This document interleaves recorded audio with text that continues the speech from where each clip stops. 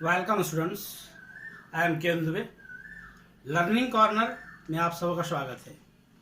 जैसा कि पिछले वीडियो में लाइव प्रोसेस पार्ट 1 के रूप में न्यूट्रिशन इन प्लांट पर हम सभी डिस्कस कर चुके हैं, उसी सीरीज में आगे न्यूट्रिशन इन एनिमल पर डिस्कस करने जा रहे हैं।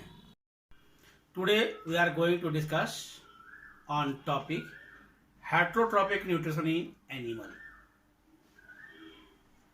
As we know that animal perform their mode of nutrition by the mainly 3 sub process: parasitic, saprophytic and holozoic। पिछले क्लास में हम लोग पैरासाइटिक और सप्रोफाइटिक डिस्कस कर चुके हैं। आज हम लोग यहाँ पर डिस्कस करने जा रहे हैं holozoic mode of nutrition. Holozoic means completely animal like, जिसमें कि ऑर्गेनिज्म एनिमल सॉलिड फूड को इंजेस्ट करते हैं माउथ के थ्रू। बहुत सारे ऐसे ऑर्गेनिज्म हैं जिसमें परमानेंट माउथ है और कुछ ऑर्गेनिज्म जिसमें परमानेंट माउथ नहीं है, माउथ लाइक स्ट्रक्चर फॉर्म होता है, जैसे कि अमीबा में सीडोपोडिया इंसर्कल करके माउथ लाइक स्ट्रक्चर फॉर्म करते हैं। हमारे सिलेबस के अंतर्गत यहाँ पर डिस्कस करना है nutrition in single cell animal and nutrition in multicellular animal. As a single cell animal हम लोगों को यहाँ पर न्यूट्रिशन इन अमीबा और न्यूट्रिशन इन पैरामीशियम डिस्कस करना है। अमीबा एक सिंगल सेल ऑर्गेनिज्म है जो कि स्टेगनेंट वाटर यानी किसी स्थिर पानी के स्रोत में पाए जाते हैं, तालाब हो, कोई गड्ढा हो, मेनली जहां पर इसको decomposed plant material, phytoplankton, food material के रूप में अवेलेबल हो। They get their food material by the process of phagocytosis. In this process, they form pseudopodia-like structure. Pseudopodia, जिसको हम लोग फॉल्स फीट भी बोलते हैं, ये साइटोप्लाज्मिक मटेरियल आउटग्रोथ होकर फूड मटेरियल को इंसर्कल्ड कर लेते हैं और फूड वैक्यूल में उसको इनक्लोज कर लेते हैं। फूड वैक्यूल में इनक्लोज करने के दौरान साइटोप्लाज्म में अवेलेबल लाइसोसोम ही इंसर्कल्ड होते हैं, जो लाइसोसोम कई प्रकार के एंजाइम कंटेन करते हैं। इस प्रकार इसका फर्स्ट स्टेप इंजेशन कंप्लीट होने के बाद other process like digestion, assimilation and egestion perform करते हैं। In case of digestion, food vacuole में इसके द्वारा जो लाइसोसोम को इंसर्कल किया गया है, lysosome contain hydrolytic enzyme that perform cellular digestion. जो भी फूड मटेरियल वह इनगल्प किया, वो सारे फूड मटेरियल लाइसोसोम में प्रेजेंट एंजाइम के द्वारा सिंपल मॉलिक्यूलर फॉर्म में कन्वर्ट हो जाते हैं। डाइजेशन के जस्ट बाद उसी सब्सटेंस को फूड वैक्यूल के वाल के द्वारा कन्वर्ट कर लिया जाता है, अब्सॉर्ब कर लिया जाता है कहाँ, साइटोप्लाज्म में। और साइटोप्लाज्म में अब्सॉर्ब हो जाना, वहां उसका यूटिलाइज होना, इसी को हम लोग कहते हैं assimilation. Just after completing assimilation they either use in their body to get energy और to form their body materials. लेकिन फूड वैक्यूल में जो अनडाइजेस्टेड फूड मटेरियल बच गया, ये फिर सेल मेम्ब्रेन के कांटेक्ट में आते हैं, सेल मेम्ब्रेन रप्चर करता है और वह बाहर आ जाता है। यह हो गया इजेशन। तो इस प्रकार अमीबा अपने न्यूट्रिशन प्रोसेस को ingestion, digestion, assimilation and egestion steps के द्वारा कंप्लीट करते हैं। ठीक पैरामीशियम यह भी सिंगल सेल ऑर्गेनिज्म में आता है। पैरामीशियम में क्या है, इंजेशन के लिए एक पर्टिकुलर पॉइंट है जिसमें कि वो फूड मटेरियल के ऑरल ग्रुप के द्वारा इंजेस्ट करते हैं। रेस्ट प्रोसेस अमीबा की तरह ही फूड वैक्यूल में डाइजेशन होता है।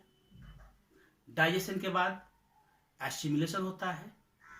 आफ्टर एसिमिलेशन ये जो अनडाइजेस्टेड फूड मटेरियल है that one get come into the contact with the cell membrane, or after coming to the contact of cell membrane that get rupture out and perform egestion process।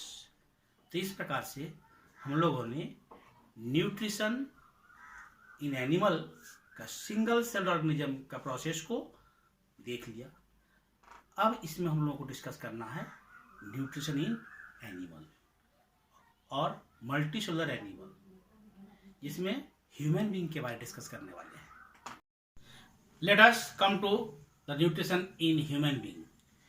Human being जो भी food लेते हैं वो सारे food materials में carbohydrate, protein, fat, vitamin और minerals होता है, जिसमें मिनरल्स और विटामिन की डाइजेशन की कोई जरूरत नहीं है, जबकि डाइजेशन की जरूरत है carbohydrate, protein and fat.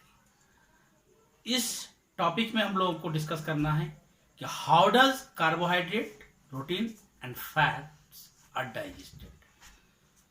Human being में डाइजेशन के लिए, न्यूट्रिशन के लिए एक स्पेशलाइज सिस्टम है जिसको हम लोग जानते हैं digestive system in human being.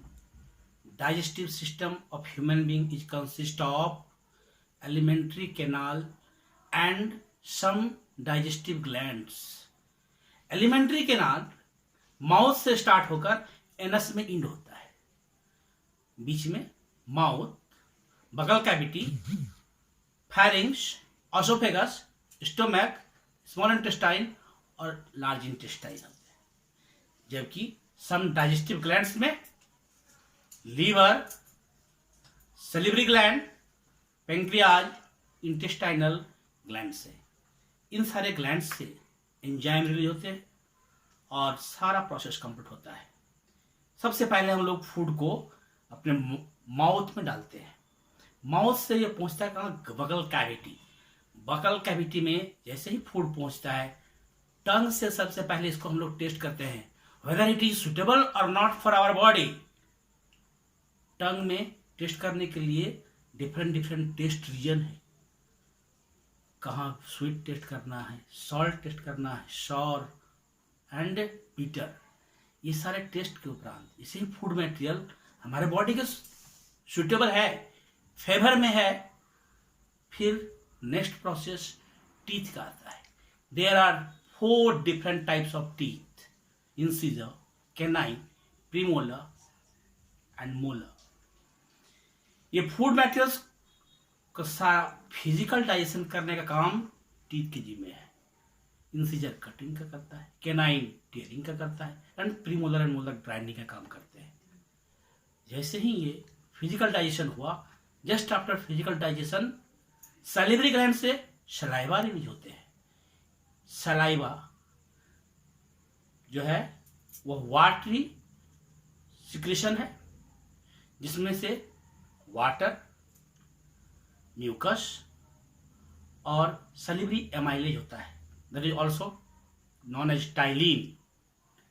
तो ये सलिवरी ग्लैंड 3 पेयर्स में अवेलेबल है, 3 डिफरेंट लोकेशन में है। जस्ट टंग के नीचे है सबलिंगुअल, मैक्जिला के नीचे है सब मैक्जिलरी, और पैरोटिड्स के ऊपर में है पैरोटिड सलिवरी ग्लैंड।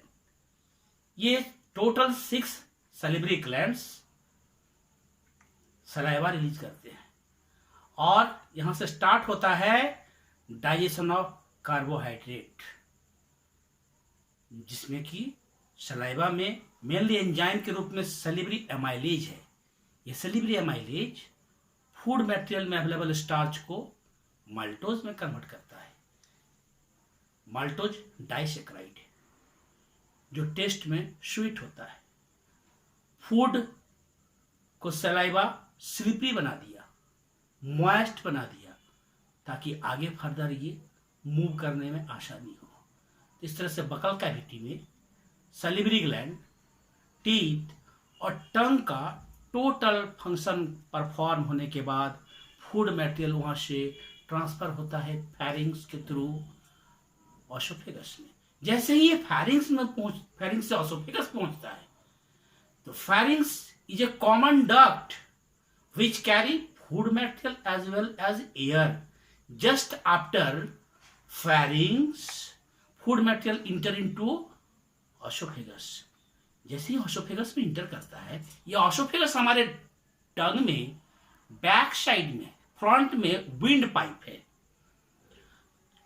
और ये वॉइस बॉक्स या लैरिंग्स में विंड पाइप और फूड पाइप या ऑसोफेगस बाइफर्केट होते हैं। विंड पाइप का जो ओपनिंग है दैट इज कॉल्ड ग्लोटिस।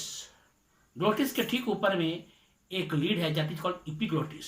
जैसे ही फूड को हम इंगल्प करते हैं, यानी फैरिंग्स से ऑसोफेगस में इंटर करता है, ग्लोटिस कवर्ड हो जाता है एपिग्लोटिस के द्वारा, ताकि कोई भी फूड पार्टिकल हमारे विंड पाइप में इंटर नहीं करे।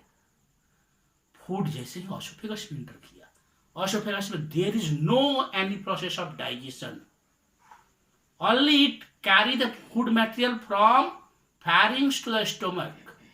होल एलिमेंट्री कैनाल की लेंथ टोटल 9 मीटर है, जो काफी लंबा है।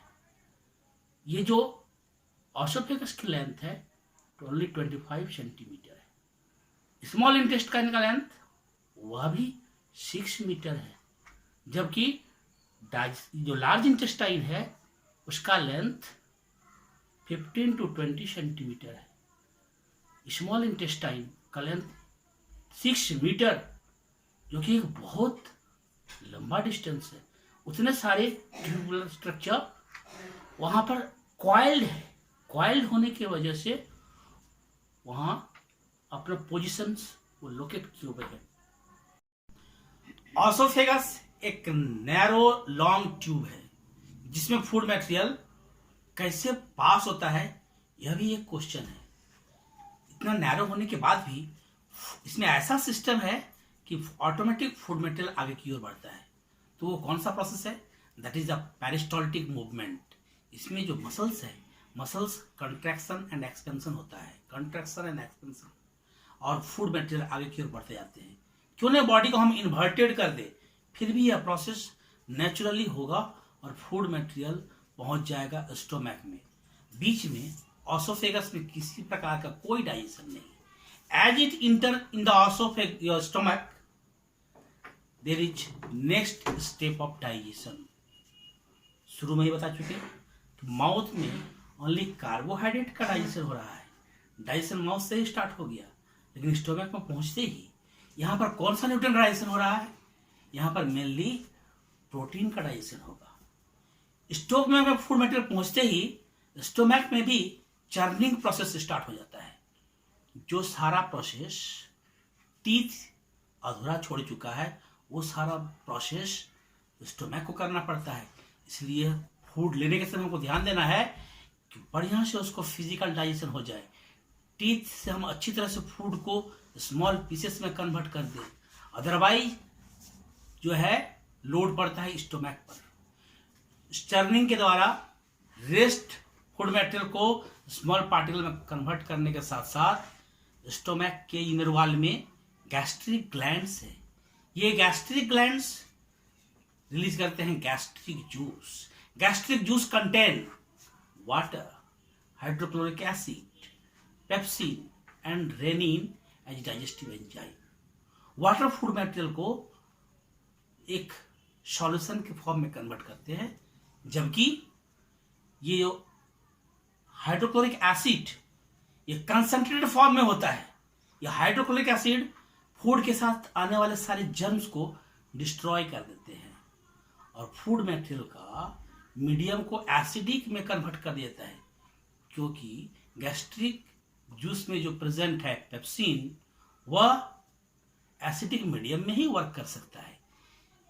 हाइड्रोक्लोरिक एसिड पेप्सिन जो इनएक्टिव फॉर्म में निकलता है उसको एक्टिव फॉर्म में कन्वर्ट करता है।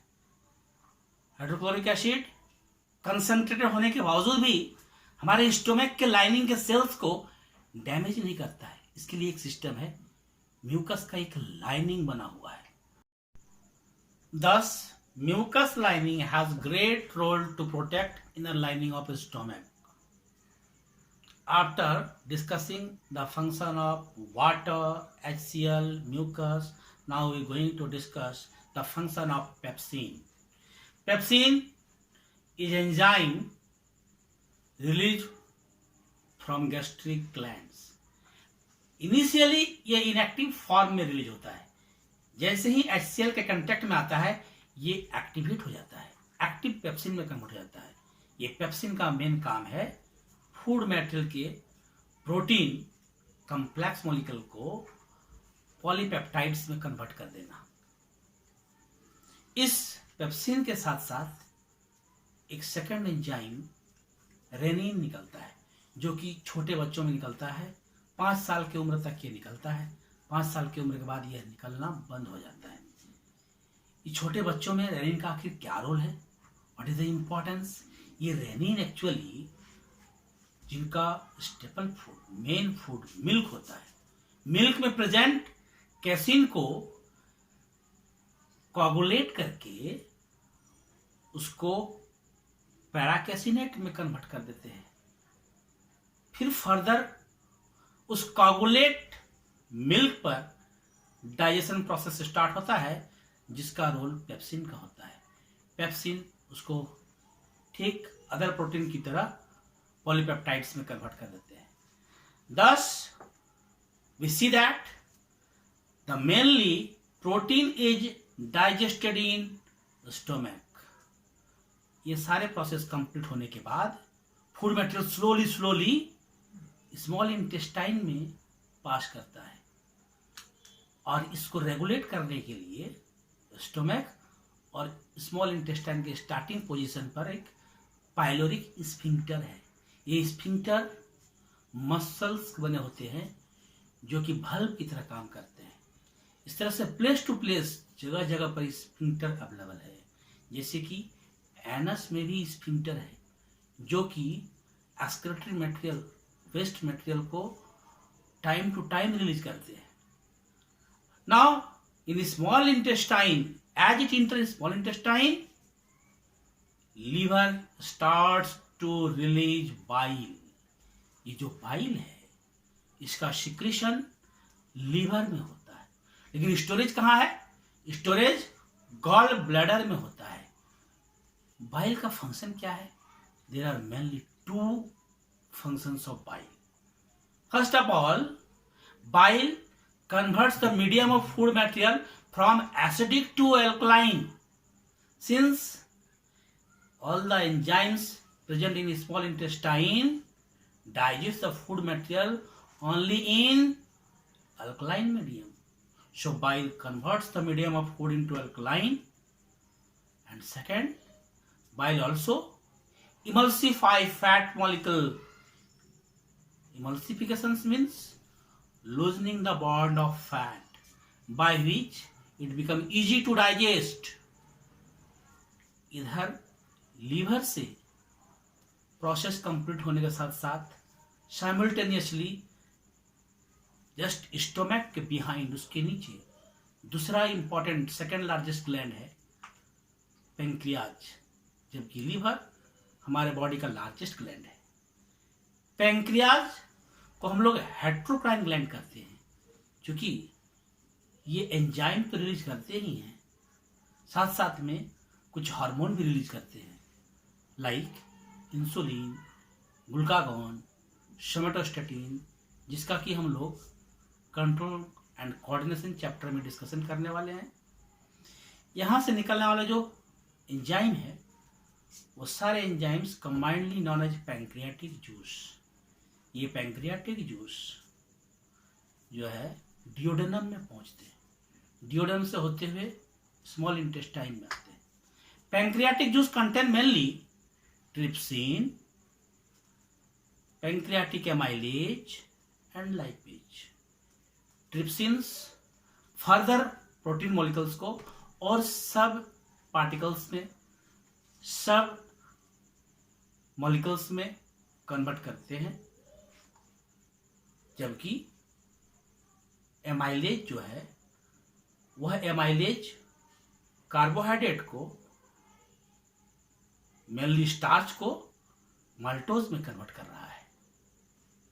यानी जो प्रोसेस हमारे माउथ में इनकम्प्लीट रह गया वो प्रोसेस को ये पैंक्रियाटिक एमाइलेज कंप्लीट करता है, जबकि लाइपेज, यह लाइपेज एमल्सिफाइड फैट मॉलिक्यूल्स को ब्रेक कर देते हैं और फैट के जो मॉलिक्यूल्स है फैटी एसिड्स और ग्लिसरॉल में कन्वर्ट हो जाता है। इस प्रकार फैट का डाइजेशन स्मॉल इंटेस्टाइन में स्टार्ट हुआ और यहीं फिनिश भी हो गया।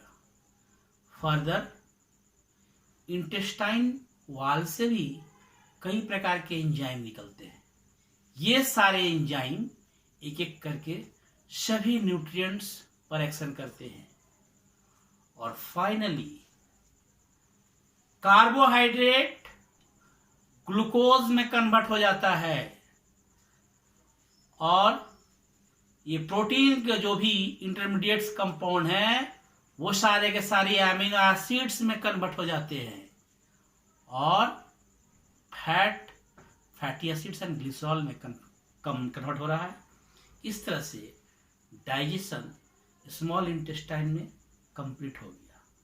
नेक्स्ट स्टेप इंजेशन और डाइजेशन के बाद आता है एब्जॉर्प्शन। यह एब्जॉर्प्शन का प्रोसेस स्मॉल इंटेस्टाइन के इनर वॉल में विल्ली फिंगर लाइक प्रोजेक्शंस है। That finger like projection contain so many blood vessels, capillaries, lymph vessels and blood capillaries. These blood capillaries and lymph vessels digested food को absorb करते हैं और इसको blood में transfer कर देते हैं। ब्लड का रोल है पूरे बॉडी में इसको डिस्ट्रीब्यूट करना, सारे सेल्स में इसको ट्रांसपोर्ट करना और फिर डिफ्यूज होकर सेल्स के साइटोप्लाज्म में मिक्सअप हो जाते हैं। That is termed as assimilation. Assimilation के बाद नेक्स्ट जो है होलोजोइक न्यूट्रिशन का स्टेप, दैट इज इजेशन। वह इजेशन फर्दर स्टेप्स में कंप्लीट होता है, लेकिन फूड मटेरियल स्मॉल इंटेस्टाइन से पहुंचता है लार्ज इंटेस्टाइन में। यह स्मॉल और लार्ज, जबकि स्मॉल इंटेस्टाइन क्या है, इसका लेंथ अप्रोक्सीमेट 6 मीटर है और लार्ज इंटेस्टाइन का जो है लेंथ 15 to 20 सेंटीमीटर। लार्ज लंबाई में छोटा, स्मॉल इंटेस्टाइन लंबाई में बड़ा, लेकिन स्मॉल इंटेस्टाइन का डायमीटर नैरो है इसलिए इसको हम स्मॉल कर रहे हैं। लार्ज इंटेस्टाइन का डायमीटर लार्ज है। लार्ज इंटेस्टाइन में जैसे ही फूड पहुंचता है there is no any process of digestion, क्योंकि डाइजेशन स्मॉल इंटेस्टाइन में फिनिश हो जाता है। तो what is the function of large intestine?